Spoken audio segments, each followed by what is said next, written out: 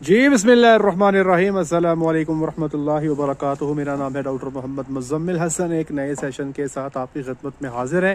पहले तो आपने हमें बताना है जी कि हमारे बच्चे आपको कैसे लगे, और ऑफ कोर्स बच्चों को देख के ही आपको अंदाज़ा होता है कि यहाँ पे सीमन पे किस तरह से काम किया जा रहा है, नंबर 1। नंबर 2, ये चकवाल में हम मौजूद हैं और अभी आज का टेम्परेचर मैं आपसे शेयर करता हूँ भाईजान। ये देखें टेम्परेचर जो है आज का, वो जो मिनिमम रात में है 1 डिग्री सेंटीग्रेड पे जा रहा है, और हमारे जो हाथ पाँव हैं वो थर रहे हैं, कोहरा पड़ रहा है बेतहाशा। ठीक है जी, हाथों की उंगलियां और पाँव की उंगलियां जो हैं वो ठीक ठाक फ्रीजिंग जो है उनमें चल रही है। तो पहले ये कुछ बच्चे आपसे शेयर करते हैं। ये बच्चे तकरीबन कोई 1 माह का, कोई 10 दिन का, कोई 4 दिन का, कोई 5 दिन का। ये देखें माशाल्लाह, बहुत सारे लोगों को ये जो कलर है बड़ा अपील करता है, वो बड़े शौक रखते हैं इस कलर के बच्चे लेने में।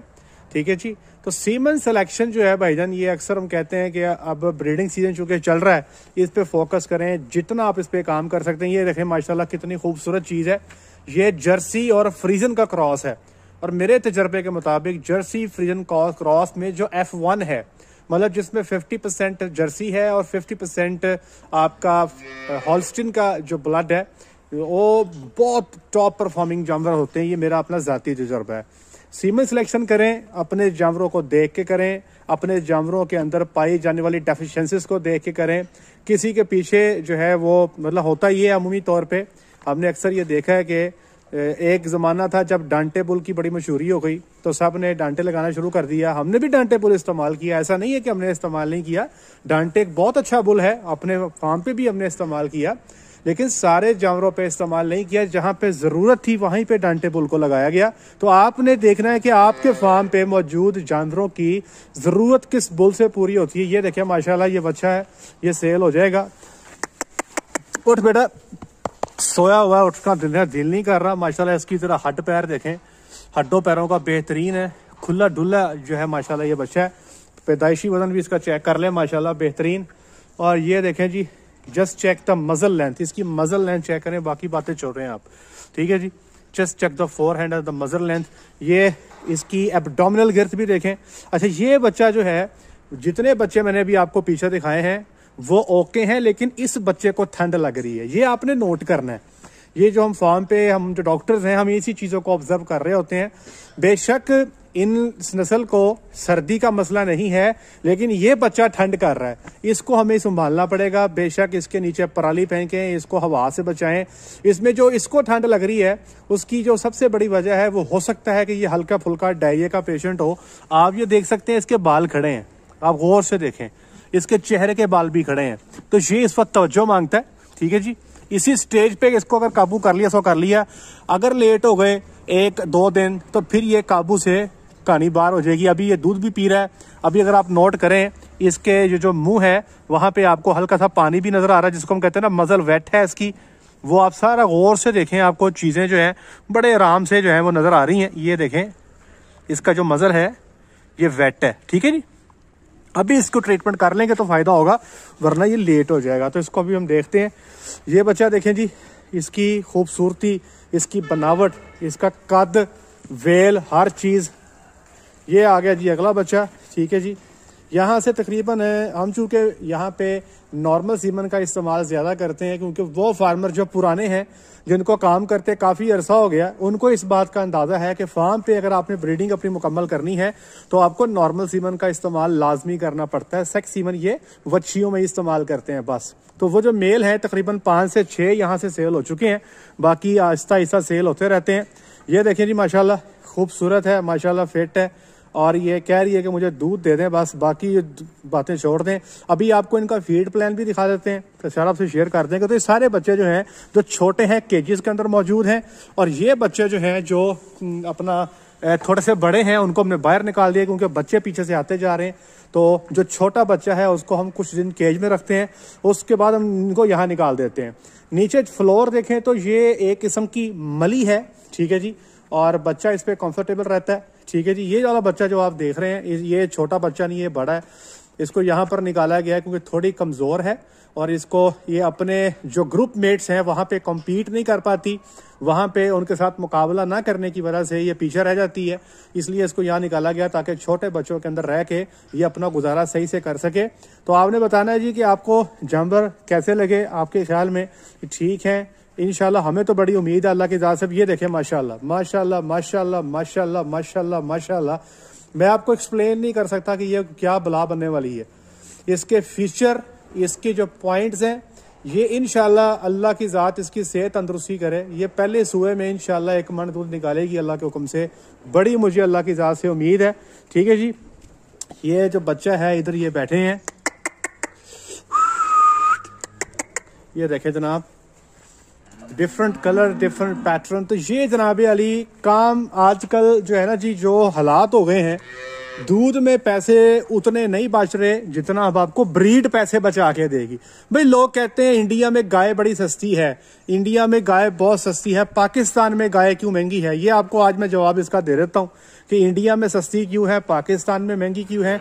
एक बात जान लें, अगर आप चाहते हो कि पाकिस्तान में गाय सस्ती हो जाए तो उसका एक ही हल है, वो क्या है जी कि पाकिस्तान में इंपोर्ट जो है वो बंद हो जाए, तो फिर आप देखेंगे गाय सस्ती हो जाएगी। इंडिया में इंपोर्ट नहीं होती, जब इंपोर्ट नहीं होती तो वहां पे वो खुद ब्रीड पे काम कर रहे हैं, सीमन जो है वो अच्छे से अच्छा इस्तेमाल करते हैं। और आपने यूट्यूब पे बहुत सारी वीडियोस भी देखी होंगी, वो गाय सेल करते हैं। मेरे बहुत सारे फार्मर मेरे से राब्ते में रहते हैं जो इंडिया से हैं, मैंने पूरी डिटेल ली है उनसे। वहां पे इंडिया में जो गाय अवेलेबल है वो 90,000 से लेके 2 लाख इंडियन रुपीज में एक अच्छा जानवर मिल जाता है कैटेगरीज के हिसाब से। तो 2 लाख इंडियन रुपीस का मतलब हुआ तकरीबन पाकिस्तानी 6 लाख, और 90,000 का मतलब हुआ तकरीबन पाकिस्तानी 2.25 लाख।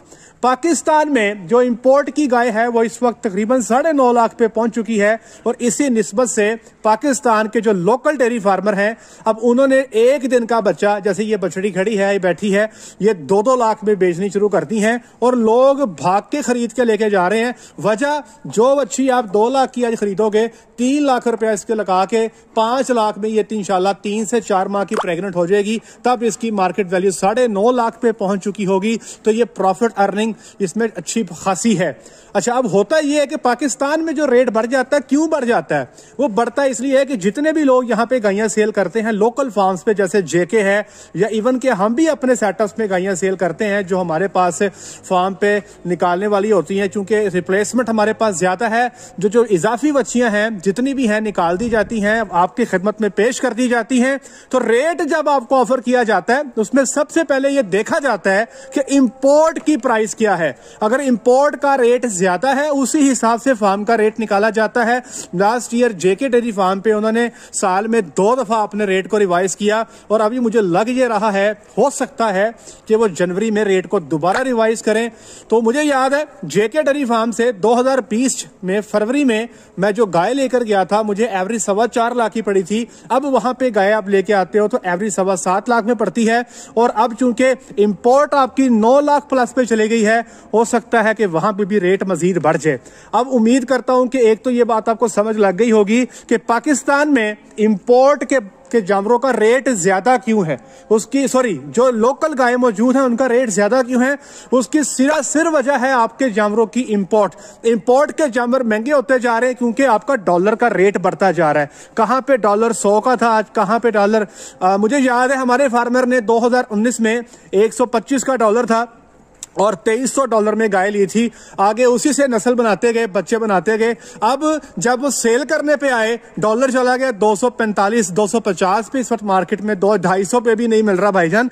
तो $3500 की गाय हो गई और टैक्स डाल के $3700 की हो गई। तो जब इंपोर्ट की गाय 9.5 लाख की बिक गई तो फार्मर ये कहता है कि हमारे फार्म पे अच्छे तरीके से जो हमने बच्चे पाले, जिनकी हमने पूरी सेवा की, जिनकी हमने पूरी देखभाल की, पूरी वैक्सीनेशन भी मुकम्मल की, तो हम हम इंपोर्ट का रेट क्यों ना लें। तो वो क्या करते हैं कि अगर 9.5 लाख की गाय इंपोर्ट में है तो थोड़ा सा को 50,000 लाख रुपया ऊपर नीचे रख के अपना रेट सेट कर देते हैं। तो ये वजह है कि पाकिस्तान में जो गाय महंगी है उसकी वजह सिर्फ और सिर्फ इंपोर्ट की गायों का रेट जब बढ़ जाता है तो लोकल भी रेट बढ़ जाता है। इन गाय बच्चों को बेटे दिन में 3 दफा दूध पिलाया जाता है जी, दिन में 3 दफा। आप पता इसकी भी देखे ना, माशाल्लाह माशाल्लाह माशाल्लाह। इसकी जरा मैं क्या एक्सप्लेन करूं आपको, फिर आप कहते हैं इंग्लिश बोलता है, लोग लामा देते हैं। मुझे नहीं उर्दू आती भाई, मजल को उर्दू में क्या कहते हैं मुझे नहीं पता भाई।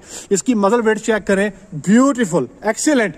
दिन में इनको 6 लीटर दूध पिलाया जाता है भाई, 2 सुबह 2 दोपहर 2 शाम। उसके बाद ये यहाँ पर मौजूद हैं, तकरीबन 7-8 दिन के बाद ये बाहर निकल आएंगे। तो यहाँ पर ये सामने डब्बा पड़ा हुआ है, एक पार्ट टाइम अरेंजमेंट किया है, इसमें वंडा मौजूद रहता है, वंडा इसमें ये खाते हैं। इनका जो काफ स्टार्टर बनाया गया है वो सामने पानी की सप्लाई भी इनको दी गई है।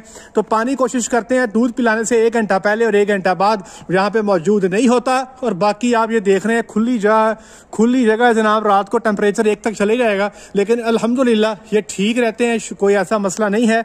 ये वाला बच्चा मैंने आपको बताया था कि इसको ठंड लग रही है, इसको इंशाल्लाह अभी हम टेक केयर करेंगे, इसकी वजह ढूंढेंगे ताकि इसको जो है ना जी प्रॉपर ट्रीटमेंट दिया जाए और ये टाइम पे रिकवरी पे आ जाए। बाकी माशाल्लाह फिट है, जबरदस्त है। और इंशाल्लाह प्लान कर रहे हैं कि किसी फार्म पे किसी फार्मर से हमारी बातचीत चल रही है। हम फार्मर 1-2 तैयार कर रहे हैं कि जिनके सेटअप्स में उनसे उनके ताउन से वहां पे ट्रेनिंग जो है कोई करवाई जाए 2-3 दिन की, जहां पे पाकिस्तान के फार्मर इकट्ठे हों, उनको ट्रेनिंग दी जाए, उनको सारे सेटअप पूरा का पूरा फंक्शन पूरा का पूरा सिस्टम दिखाया जाए। उम्मीद है कि जल्द हम इस सेटअप के साथ आपकी खिदमत में हाजिर होंगे। जी आज के लिए इतना ही, अपना ख्याल रखें, दुआ में याद रखें, 5 वक्त की नमाज अदा करें। अस्सलाम वालेकुम रहमतुल्लाहि व बरकातुहू।